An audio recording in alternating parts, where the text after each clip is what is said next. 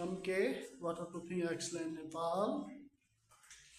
यस बाथरुमबाट पानी लिकेज भएको थियो। यो पुरानो बाथरुम हो, देख्न सक्नुहुन्छ। यो पुरानो बाथरुम हो। यो तल हामीले तलको टायरहरू निकालेर पुरा निकालेर वाटरप्रुफिङ गरेका थियौँ। यो मेमोरी सिट हो। यो सबै देखिएको यो मेमोरी सिट हो। यो मेमोरी सिट यसमा बिछाएका छौँ।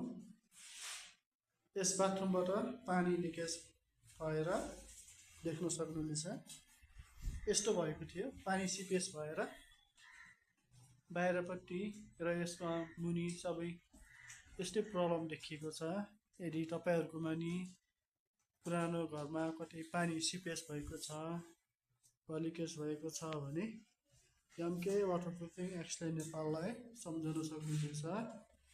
नयाँ घरको अथवा पुरानो घरको, विशेष गरी पुरानो घरको कौसीमा वा बाथरुममा कतै यस्तै प्रब्लम देखिएको छ भने एमके वाटरप्रुफिङ एक्सलेन्ट नेपाललाई सम्झन सक्नुहुनेछ।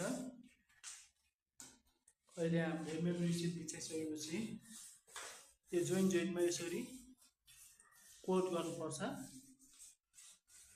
त्यसपछि हामीले यसमा पानी जम्मा गर्छौँ।